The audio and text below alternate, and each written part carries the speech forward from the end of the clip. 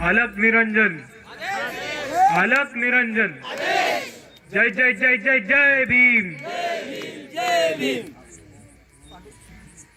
सर्वात प्रथम नवनाथ महाराज, छत्रपती शिवाजी महाराज, छत्रपती शाहू महाराज, महात्मा ज्योतिबा फुले, सावित्रीबाई फुले, डॉक्टर बाबासाहेब आंबेडकर यांना अभिवादन करतो। उपस्थित मंचावरती सगळे मान्यवर, इकडे जमलेले सगळे माझ्या बंधूंनो, भगिनींनो, माता भगिनींनो आणि या चळवळीतल्या साथीदारांनो, तुम्हा सर्वांना माझा जय भीम। सर्वात पहिले एक मोठा टाळ्यांचा गडगडाट होऊन जाऊ देत आजचा हा कार्यक्रम आयोजित करणाऱ्या सगळ्या आपल्या तरुण पिढींसाठी। आणि मित्रांनो, आपण असंच काम करत राहिलो, आज जसा आपल्या समोर वेगवेगळे प्रश्न होते, कठीणाई होती, त्याच्यावरती पुढे जाऊन आपण एक सगळे 5 गावं एकत्र करून एक कार्यक्रम घेतलाय। आणि आपल्या समाजातले, आपल्या तमाम वंचित समाजातले युवक जर असंच काम करत राहिले तर आपलं भविष्य खूप खूप उज्ज्वल आहे असं मी आपल्या समोर मांडतो। आज मी कधी कविता करत नाही, किस्से जास्त सांगत नाही, पण एक आज महत्वाचं दृश्य आपल्या सर्वांसमोर घडलेलं आहे। इकडे जनरेटर होता, तो दोनदा बंद पडला। ते ड्रायव्हर म्हणाले की गाडीतनं खाली उतरवायला लागेल, नाहीतर पेट घेईल। तेव्हा आपले एक दादा इकडे बोलत होते, माईक चालू नव्हता, त्यांचं भाषण पूर्ण केलं। आपण सर्वांनी त्यांच्या भाषणांवरती मोठ्या टाळ्यांचा गडगडाट दिला। त्याच पुढे जाऊन 2 पोरं आपली लगेच जाऊन आकडा टाकला, सभा चालू केली। आणि ह्याच्यावरनं एकच उदाहरण आपल्या समोर येतं की इकडच्या वंचितांच्या, तरुणांचा आवाज तुम्ही दाबू शकणार नाही आहात। आणि जर तुम्ही इकडचा आवाज दाबला तर आम्ही डायरेक्ट तुमच्या मेन लाईन वरती आकडा टाकून आमच्या विकासाचा प्रकाश नक्कीच करूया। दादा आंबेडकर तुम आगे बढ़ो।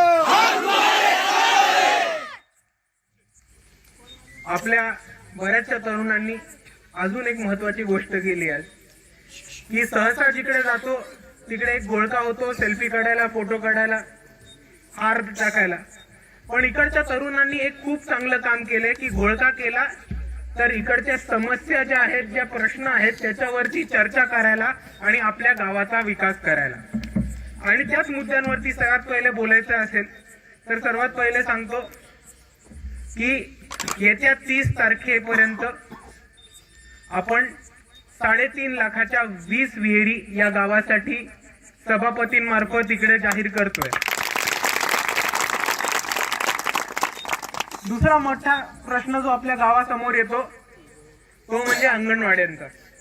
आपल्या अंगणवाडीचं बांधकाम झालंय, फक्त आतमधलं काही काम बाकी आहे। जसा शासनाचा निधी येतो आणि आपण शासनाकडे अर्ज केलाय की लवकरात लवकर तो निधी मंजूर करावा, जसा शासनाचा निधी आला तसा आपल्या गावाची अंगणवाडी बांधून झाली असं आपण समजून घेऊयात। तिसरा मोठी समस्या आपल्या गावासमोर येते ती म्हणजे रस्त्यांची।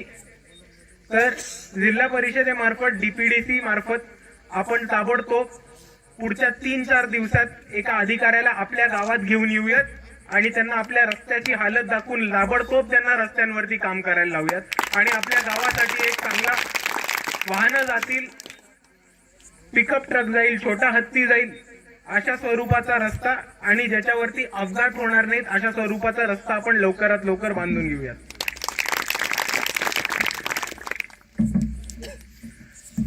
आपण पंचायत समिती मार्फत आपल्या गावासाठी 5 लाखापर्यंत निधी उपलब्ध करून दिलाय आपल्या गावाच्या नाल्यांचा प्रश्न सोडवायला।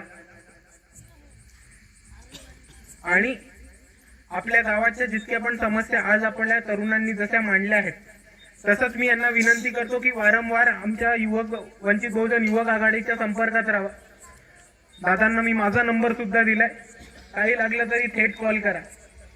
आणि आपले जितके पण समस्या असतील, आपले जितके पण प्रश्न असतील त्याच्यावर आपण थेट ऍक्शन घेऊयात, आवाज उचलूयात आणि आपणच सगळे एक होऊन आपल्या गावाचा आपणच आणि आपल्या समाजाचा आपणच विकास करूयात। कारण मित्रांनो, आपण एक गोष्ट समजून घेऊयात की आतापर्यंत जे सत्ताधारी होते, आतापर्यंत जे सत्तेत बसले होते, ज्यांनी सत्ता उपभोगली आहे, त्यांना आपल्याला वंचित ठेवायचं आहे आणि त्यांना स्वतःच्या पोरांचा, स्वतःच्या कार्यकर्त्यांचा आणि त्यांचे आर्थिक, राजकीय आणि कधी कधी गुन्हेगारीचे पण हितसंबंध टिकवून ठेवायला त्यांना इकडच्या सत्तेचा वापर करायचा आहे. तो त्या सत्तेचा वाटा आपल्यापर्यंत पोचू नाही देणार आहेत आणि ह्याच्यावरतीच आणि ह्याच्या विरुद्धच काम करायला उठली आज वंचित बहुजन आघाडी. आपण जर बघितलं असेल तर या महाराष्ट्रामध्ये आपल्याला दोन चित्र दिसतात. एका बाजूला प्रस्थापित श्रीमंत उच्चवर्णीय उच्चवर्गीय लोक दिसतात, ज्यांनी जे महाराष्ट्राचे फक्त 20% आहेत, जे फक्त महाराष्ट्राच्या 20%चं प्रतिनिधित्व करतात. आणि दुसऱ्या बाजूला आपल्याकडे 80% वंचित बहुजन आहेत, जो आतापर्यंत इकडचा कष्टकरी समाज होता, गोरगरी समाज होता, शेतकऱ्यांचा समाज होता आणि इकडच्या तमाम वंचित बहुजनाचं प्रतिनिधित्व करत होता, ज्यांना ह्यांनी जे हे जरी 80% असले तरी त्यांना इकडचा 5%चा पण सत्तेचा वाटा या इकडच्या सत्ताधाऱ्यांनी देऊ नाही दिलाय. म्हणून त्याच्या आधी एक चळवळीचा महत्वाचा नारा होता की जिसकी जितनी संख्या भारी उसकी उतनी भागीरदारी. पण मित्रांनो, 2019 पासून वंचित बहुजन आघाडीने हा अख्खा फॉर्म्युला बदलून टाकलाय. आपण जर 2019चं मतदान बघितलं असेल तर कैकाडी, पारधी, घिसाडी, मसनजोगी, कुडमुडा जोशी यांचा ज्या समाजाचं एका लोकसभेच्या मतदारसंघामध्ये 20-20 हजार पण मतदार नव्हते, त्या समाजाच्या वंचित बहुजन आघाड्यांनी 1.5-2 लाख मतदान घेतलंय. आणि खास करून हा मुद्दा आपल्या समोर मांडतो की ह्याच प्रक्रियेमुळे आज चळवळीचा नारा थोडा बदललाय आणि तो असा झालाय की अगर ना भी हो संख्या भारी फिर भी मिलेगी भागीरदारी. म्हणूनच आज जो वंचितचा उठाव झालाय त्याच्यामध्ये हाच निर्णय करणार आहोत आणि आमचा हाच प्रयत्न राहणार आहे की एक आमदार नाथजोग्यांचा, एक आमदार मसनजोग्यांचा, एक आमदार गैगाड्यांचा, एक आमदार धनगरांचा, एक आमदार माळ्यांचा, एक आमदार मुसलमानांचा, एक आमदार दलितांचा, एक आमदार आदिवासींचा, एक आमदार कोळ्यांचा, एक आमदार तेल्यांचा, इतके सगळे प्रतिनिधित्व करू. आपण सत्तेत जाऊ आणि सत्तेची तिजोरी हातात घेऊ. ती सत्तेची तिजोरी हातात का घ्यायची? आपणच आपल्या समाजाचं, आपणच आपल्या गावाचा आणि आपणच आपल्या समूहाचा विकास करायला. कारण आतापर्यंत जे सत्ताधारी होते त्यांचा हेतू हाच आहे की इकडच्या वंचितांना वंचित ठेवणं, इकडच्या गरिबांना गरीब ठेवणं आणि सत्तेचा वापर करून स्वतःचे खिसे भरवणं. आणि जसं आम्ही म्हणतो की हे प्रतिनिधित्व सगळ्या जाती समूहात जायला पाहिजे, तसंच या युवक आघाडीच्या समोर मी एक गोष्ट मांडतो की तसंच आमचं हे पण म्हणणं आहे की हे प्रतिनिधित्व युवकांकडे जायला पाहिजे. म्हणूनच विधानसभेचा जर आपण आकडेवारी बघितली असेल तर वंचित बहुजन आघाडीचे असे 25 उमेदवार होते ज्यांनी विधानसभा लढवली. एक 30-40 हजार मतं घेतली प्रत्येक विधानसभेमध्ये, जे स्वतः 30 वर्षाच्या खाली होते. आणि हे 30 वर्षाच्या खाली असणारे युवक कोणत्या तरी आमदाराचा पोरगा नव्हता, खासदाराचा भाचा नव्हता, उद्योगपतीचा नातू नव्हता. तो तुमच्या आमच्या सर्वांसारखा कष्टकरी सर्वसामान्य गोरगरीब कुटुंबातून आलेला व्यक्ती होता, ज्याला वंचित बहुजन आघाडीने उमेदवारी दिली, ज्याला वंचित बहुजन आघाडीचं धोरण पटलं आणि इकडे तमाम वंचितांची ताकद एकत्र करून त्यांनी इकडच्या भाजप RSS ला त्यांच्या घरी जाऊन टक्कर द्यायचा प्रयत्न केलाय. आणि मागच्या वेळेस टक्कर दिलीये, यावेळेस त्यांना सत्तेच्या बाहेर उचलून फेकून देऊ एवढं तुमच्या समोर मांडतो. आणि एक गोष्ट मला इकडच्या तरुणांसमोर मांडायची, आता माझ्या आधी भाषण करणारे एक दादा म्हटले, बहुतेक चव्हाण साहेब होते, नाही आपणच बोललेलं ते, की या समाजामध्ये आता एक 10% अशी लोक आहेत ज्यांनी शिक्षण घेतलेलं आहे. पण दादा, इकडच्या सरकारचा जरा गेम वेगळा चालू आहे, आपण समजून घेऊया. आज जिल्हा परिषदेच्या अंगणवाड्या आहेत, जिल्हा परिषदेच्या ज्या शाळा आहेत, इकडचं सरकार ते बंद पाडण्याचा प्रयत्न करते. 5 जिल्हा परिषदेच्या शाळा बंद करून एक क्लब करणार आहेत मध्यवर्ती, आणि त्या मध्यवर्ती क्लब इकडच्या कॉर्पोरेट सेक्टरला चालवायला देणार आहेत. तो कॉर्पोरेट सेक्टरला परमनंटली नाही देणार, ते एका ठेक्यावरती देणार आहेत. आता सर्वात पहिले मला एक सांगा की झडपीच्या जिल्हा परिषदेच्या शाळांचं खाजगीकरण होतंय कशाला, आणि ते होतंय तर इकडच्या कॉर्पोरेटला कशाला देत आहेत चालवायला, ते पण देत आहेत ठेक्यावरती. ठेका संपला, कॉन्ट्रॅक्ट संपला की मग काय होणार, इकडचे सत्ताधारी ती जागा हडप करणार आणि त्याच्यातनं पैसे कमवणार, आणि आपली पोरं शिक्षायला काय करणार, त्यांना शिकायला नाही लागणार, त्यांना शिकायला जागा नाही राहणार आहे, आणि मग आपल्या पोरांना बोंबलत बसायला लागणार आहे. अशी परिस्थिती इकडचे सत्ताधारी उभे करतात.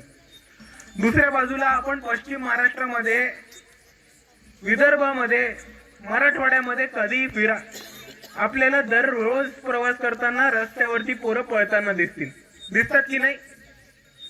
ती कशासाठी दिसतात? आर्मीसाठी, पोलीस भरतीसाठी ट्रेनिंग करतात. इकडच्या शेतकऱ्यांच्या, गोरगरिबांच्या, कष्टकरी समाजातल्या तमाम आई वडिलांची ही अपेक्षा असते की आपला पोरगा ट्रेनिंग घ्यावं, शिकावं, आणि स्पर्धा परीक्षांमध्ये जाऊन किंवा वेगवेगळ्या मार्गांनी त्यांनी स्वतःचा विकास करावा, अधिकारी बनावं, एक सरकारी नोकरी उचलावी. पण आज या सरकारी नोकरी स्पर्धा परीक्षेच्या मार्फत लोकांनी घेण्याचा रस्ता इकडच्या सरकारने बंद केलाय. कारण इकडे ह्या लोकांनी कंत्राटी भरती जेव्हापासून चालू केली आहे, त्यांनी आपल्या पोरांच्या नोकऱ्या ठेक्यावरती द्यायला सुरुवात केली आहे. आणि आपण जर ह्यांचं षडयंत्र समजलं तर बाबासाहेबांनी आपल्याला सोपं एक नारा दिला होता की शिका, संघटित व्हा आणि संघर्ष करा. यांना आपल्या संघर्षाची भीती वाटतेय, आपल्या संघर्षाचा विचार करूनच यांची टार फाटतीये.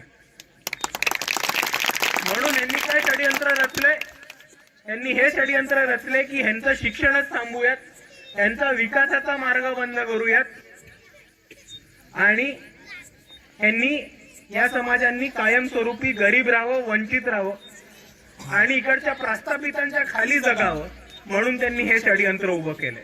पण मित्रांनो, तुमच्या समोर एक गोष्ट मांडतो की आम्ही ह्यांचं षडयंत्र पूर्ण होऊ देणार नाही आहोत.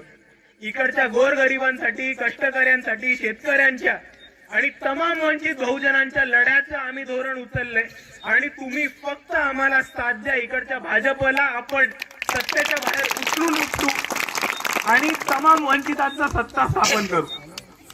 आणि जाता जाता तुमच्या समोर एकच मुद्दा मांडतो, तो म्हणजे एक महत्वाचा विषय अजून एक असा आहे की आपल्या गावामध्ये जातीचे दाखले मिळत नाहीये.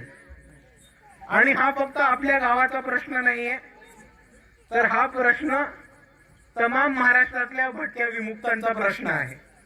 आणि म्हणून आम्ही म्हणतो की वंचित बहुजन आघाडी एकदा विधानसभेत आली की कायदा बनवून तमाम भटक्या विमुक्तांच्या जातीच्या दखलाचा प्रश्न हा आपण महाराष्ट्र सरकारमध्ये कायदा बनवून, GR बनवून पास करून घेऊयात.